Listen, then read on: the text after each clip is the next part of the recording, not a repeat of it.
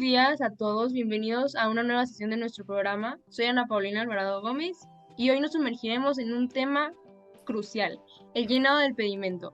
Nos acompañan un panel de expertas en la materia, María Fernanda Huizar Redondo y Jimena Quiñones Rico. Bienvenidas. Hola Ana Paulina, un placer estar aquí. Buenos días, Ana Paulina. Gracias por tenernos. Antes de sumergirnos en este tema tan grande, primero que nada, ¿qué es el pedimento, Jimena? Según el artículo 2, fracción 16 de la Ley Aduanera, es la declaración en documento electrónico generada y transmitida respecto al cumplimiento de los ordenamientos que graban y regulan la entrada o salida de mercancías del territorio nacional, en la que se contiene la información relativa e importante a las mercancías, el tráfico y el régimen aduanero al que se destinan, y los demás datos exigidos para cumplir con las formalidades de su entrada o salida del territorio nacional, así como la exigida conforme a las disposiciones aplicables. Entendido. Ahora que tenemos claro qué es un pedimento, podemos saber que el pedimento sirve como un documento fiscal que elabora el agente aduanal donde anota toda y cada una de las características y datos que este documento requiere, con base a la información que el contribuyente nos da. Esto permite la legal entrada o salida de las mercancías en la importación-exportación, por lo que ante el Servicio de Administración Tributaria, SAT, es el documento comprobatorio más importante para efectos fiscales en la importación y exportación. Pero con todo esto, Fernanda, ¿podríamos profundizar en su importancia? Sí, es importante recalcar que no se habla únicamente de un tipo de pedimento, ya que se cuenta con alrededor de 5 tipos para distintas operaciones. El pedimento regular se utiliza para aquellas mercancías que van a permanecer en el país definitivamente.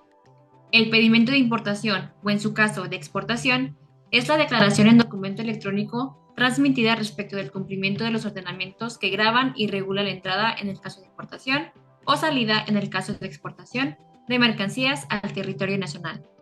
El pedimento de tránsito para el transbordo se utiliza para evitar el pago de los impuestos al comercio exterior cuando la mercancía solo transita por el territorio nacional de una aduana a otra.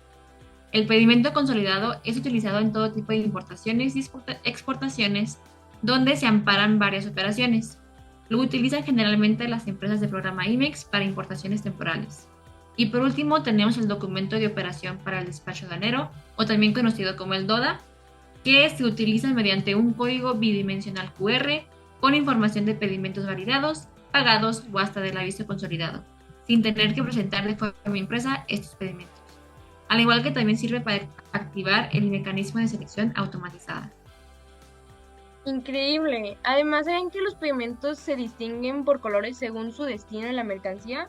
El amarillo es para la franja fronteriza, el verde para región fronteriza y blanco para interior del país.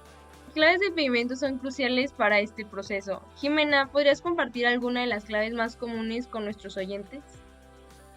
Así es, las claves de pedimento podemos encontrarlas en el apéndice 2 del anexo 22 y básicamente nos encontramos con una variedad, empezando por el A1, que es para importación o exportación definitiva, el A3, que es para la regularización de mercancías, el C1, que es del que vamos a hablar hoy, es la importación definitiva a la franja fronteriza norte y región fronteriza al amparo del decreto de la franja o región fronteriza, importación definitiva de mercancías al amparo del decreto de la zona libre de Chetumal, y el D1, retorno por sustitución. Después tenemos el GC, que es global complementario, el K1, que es desistimiento de régimen y retorno de mercancías por devolución, L1, pequeña importación definitiva o pequeña exportación definitiva, P1, reexpedición de mercancías de franja fronteriza o región fronteriza al interior del país, S2, importación y exportación de mercancías para retornar en su mismo estado, T1, importación y exportación de empresas de mensajería y paquetería, BF, importación definitiva de vehículos usados a la franja o región fronteriza norte, y por último, BU, importación definitiva de vehículos usados. Estando familiarizados con el pedimento C1, Fernanda nos hablará acerca de sus características. El pedimento C1 solo podrá ser utilizado por empresas autorizadas al amparo de los siguientes decretos. El primero, el decreto por el que se establece el impuesto general de importación para la región fronteriza y la franja fronteriza norte. Y el segundo, decreto por el que se establecen las fracciones arancelarias que se encontrarán totalmente desgravadas del impuesto general de importación para la franja fronteriza norte y en la región fronteriza. Como contribuyente, es importante estar familiarizados con los impuestos que deben ser pagados, ya que en ocasiones se puede gozar de ciertos beneficios. Por ejemplo, la tasa de impuesto de importación aplicable es aquella que corresponda, de conformidad con los decretos de Franja Fronteriza Norte y Región Fronteriza, la tasa establecida en los tratados y acuerdos internacionales, o a la tasa general de la TIJI o una combinación de las anteriores para cada secuencia de pedimento. Pero Jimena, ¿y quiénes pueden hacer uso de esta clave? Pues como ya lo hemos estado mencionando, los pedimientos con clave C1 están específicamente destinados a empresas que se dedican al desmantelamiento de vehículos automóviles usados, a las mercancías destinadas a la Franja Fronteriza Norte y Región Fronteriza por empresas autorizadas por el amparo del decreto de la Franja o Región Fronteriza, y por último, las mercancías destinadas a la Región Fronteriza de Chetumal por empresas de la región registradas en la Secretaría de Economía. Lo dice en el decreto de zona libre de Chetumal. Es de bastante importancia que tanto las mercancías estén destinadas o que las empresas estén registradas, pues básicamente en base a los decretos que se les están pidiendo en los supuestos, ya que de otra manera pues no cabrían en esta clave de pedimento. A continuación veremos el llenado en formato de pedimento tipo C1. Aquí tenemos un ejemplo del formato de pedimento tipo C1, se comienza con el número de pedimento, el cual tiene 2 dígitos del año de validación, 2 dígitos de la aduana de despacho, esta se puede ver en el apéndice 1, 4 dígitos de la patente del agente aduanal otorgado por la NAM, un dígito del año en curso y 6 dígitos, los cuales son la numeración progresiva asignada a cada agente o agencia aduanal. Seguimos con el tipo de operación. Existen 3 tipos de operación: importación, exportación y retorno, y tránsito. En este caso, IMP es de importación. Seguimos con la clave de pedimento, como habíamos comentado, es C1, la que estamos empleando. De ahí seguimos con el régimen. En este caso se puede ver en el apéndice 16, es definitivo de importación. Continuamos con el destino o origen. El destino de la mercancía se determina por el apéndice 15, en este caso es 7 por Franja Fronteriza Norte. El tipo de cambio se toma el día antes del día de la fecha de entrada, o el que te arroja el sistema casa, que ya te lo da exacto. El peso bruto es el total de la mercancía agregando 500 kilos por tarimas.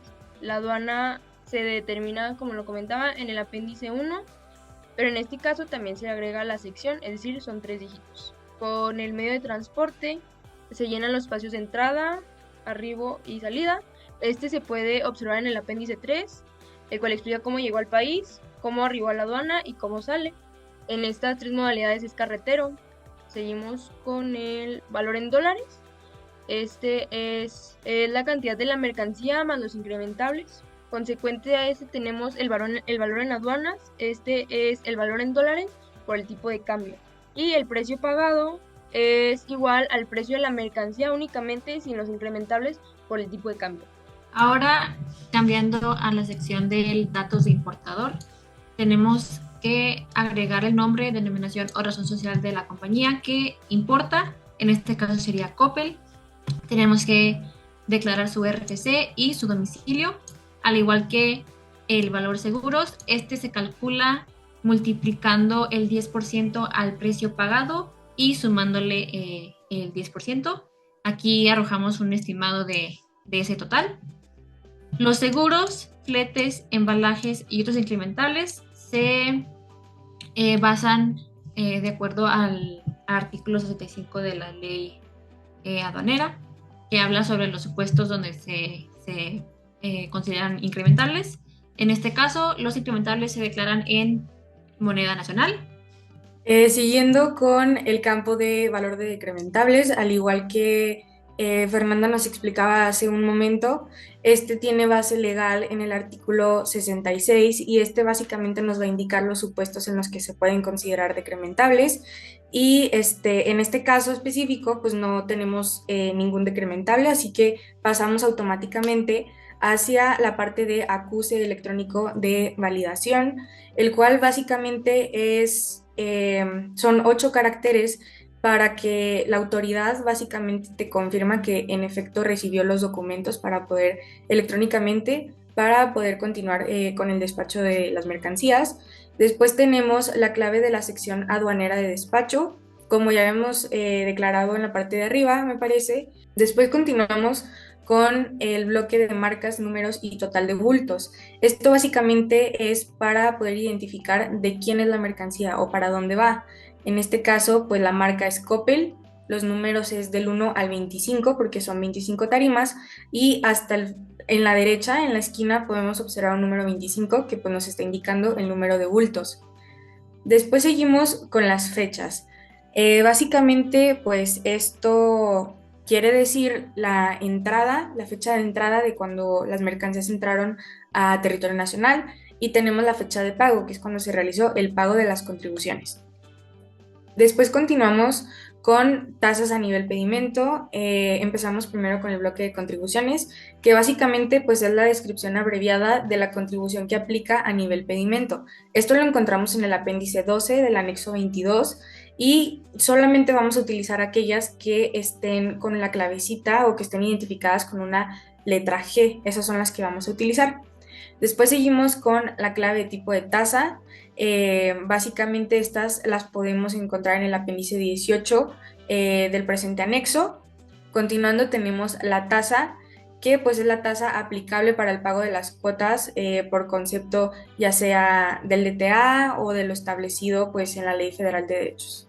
Después continuamos con el cuadro de liquidación, iniciando con el concepto que pues al igual que en la parte de arriba es la descripción abreviada de la contribución a nivel partida que aplique conforme a nuestro apéndice 12 del anexo 22. Después tenemos la forma de pago, que es la clave pues, de la manera en la que se va a liquidar y la encontramos en base al apéndice 13 del anexo 22. Continuando tenemos el importe, que básicamente pues, es nuestro importe en moneda nacional de nuestro concepto a liquidar.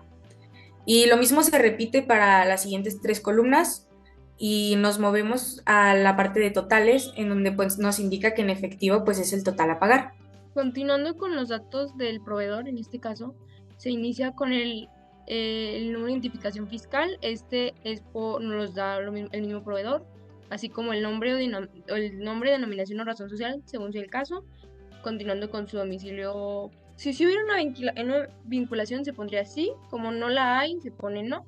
Continuando, el número de factura nos lo va a dar el proveedor. Es el en el que se da la factura antes de hacerse el pedimento. La fecha de la factura. El Incoterm que se vaya a utilizar. Este se puede ver también en el apéndice 14. La moneda FAC es la moneda que se utiliza en la factura. Este es conforme al apéndice 5. El valor moneda FAC es el valor total de las mercancías que amparan el CFDI, es decir, la factura. El factor moneda FAC es el factor de equivalencia en la moneda de facturación. Y el valor en dólares es el valor que al principio pudimos ver en el encabezado. Continuando con lo de la empresa transportista, el número de identificación es el número del transporte que introduce la mercancía al territorio nacional. En este caso te lo tiene que dar precisamente la empresa transportista. El país se llena con la clave del apéndice 4, del origen donde es la empresa transportista. El transportista, pues el nombre o razón social de la empresa transportista. El RFC si tuviese, su CUR, ya depende si es RFC o CUR. Y el domicilio. Ahora sigue la sección de los identificadores a nivel pedimento. Estos se pueden ver en el apéndice 8 del anexo 22. Tenemos las claves ED, que significan documentos electrónicos o digitalizados. Los documentos más comunes o por así decirlo, los obligatorios a declarar serían la factura, la lista de empaque, el documento que avala el transporte, en este caso que sería la carta aporte, el documento COBE, el certificado de origen. Tenemos aquí las autorizaciones o regulaciones no arancelarias, que sería la autorización de parte de Semarnat, la verificación de Profepa y la copia del registro comercial de la frontera. También tenemos la clave SO, que corresponde al agente aduanal, y en este caso tenemos la clave CF, que sería el recinto fiscalizado. En la parte de abajo tenemos el número de guía o orden de embarque o identificación. En este caso no tenemos número de guía, entonces se deja en blanco. El siguiente campo sería el número o tipo de contenedor. En este caso, el número del transporte que se utiliza es 3890 y como es un semirremolque de 48 pies, se utiliza la clave 55 según el sistema de CESA-IWIN. También se declaran los candados fiscales que se lleguen a utilizar en la operación. Se declara el número de candado. Y abajo en los campos de descargos, significa que hayan hecho alguna descarga en algún punto que no sea el destino final, pero en este caso como no hay, se queda en blanco. Bueno, ya finalmente seguimos con la parte de las partidas, comenzando con la fracción, que básicamente pues aquí es la fracción de nuestra mercancía a 8 dígitos. Después tenemos la subdivisión, que corresponde pues al NICO, en este caso es 00. Vinculación es 0, me parece que es porque no hay vinculación. Después tenemos el método de valoración, que sería el valor de transacción con la clave 1. La unidad de medida comercial, que la clave es 6, que corresponde a pieza. Después tenemos la cantidad de la unidad de medida comercial, en este caso son las 25,000 piezas que ya habíamos declarado arriba. La unidad de medida en la tarifa igualmente corresponde a pieza, que es 6. En algunas ocasiones no será la misma la comercial que la de la tarifa, pero eso ya depende del producto.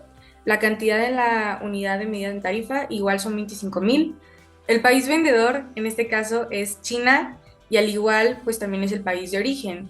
Como comenté antes, hay veces en los que no van a coincidir, no van a ser los mismos, esto ya depende de cada situación, pero en este caso en específico los dos son China. Después seguimos con la descripción, en este caso son cinturones de cuero natural, con el modelo, la marca que es Iris Fashion, y pues ahí especificamos que son originarios de China. Seguimos con la parte de las contribuciones, la tasa, el tipo de tasa, la forma de pago y el importe. Las contribuciones, aquí se declara el IGI y el IVA. Hay que recordar que el IGI se calcula en base al BAM. Después continuamos con el IVA, el cual se calcula en una suma en base a nuestro BAM, cuotas compensatorias, el IGI y el ETA. Esto se multiplica por la tasa, en este caso es el 16%. Igual las claves las encontramos en nuestro anexo 22. Después continuamos con los campos de valor en aduanas. Pues básicamente es volver a poner nuestro valor en aduanas como lo habíamos hecho en el encabezado de nuestro pedimento. Después tenemos el importe de precio pagado. Igualmente lo sacamos de nuestro encabezado. Y por último tenemos el precio unitario, que este lo podemos sacar en base a una división de nuestro precio pagado entre la cantidad de la unidad de medida comercial. Igual es en moneda nacional. Y por último nos movemos hacia el área de marca, modelo y el código de producto. La marca en este caso pues es Iris Fashion y el modelo pues el modelo de nuestra mercancía, que serán los cintos. El código de producto aquí no aplica, pero pues en algunas ocasiones sí tendremos que declarar el código de nuestra mercancía. Bueno, continuando con las regulaciones y restricciones no arancelarias, iniciamos con las claves, las cuales comprueban el cumplimiento de las obligaciones en materia de regulaciones y restricciones. Estas se pueden ver en el apéndice 9 del anexo 22. Para saber de las regulaciones y restricciones, una herramienta muy fácil es Sistema Casa Online, en la donde se puede checar qué regulaciones y restricciones se le aplica a determinada mercancía con su fracción arancelaria. De ahí tenemos el número de permiso o autorización que compruebe o acredite el cumplimiento. La da cada tipo de secretaría dependiendo del tipo de permiso, así como la firma de descargo. Cuenta con 8 caracteres. Es conforme el certificado proporcionado. Continuamos con el valor comercial en dólares. Es el importe en dólares de la mercancía, y la cantidad UMT es la cantidad de mercancía en unidades de medida de tarifa o de comercialización. Por último, tenemos los identificadores a nivel partida. Estos al igual se encuentran en el apéndice 8 del anexo 22.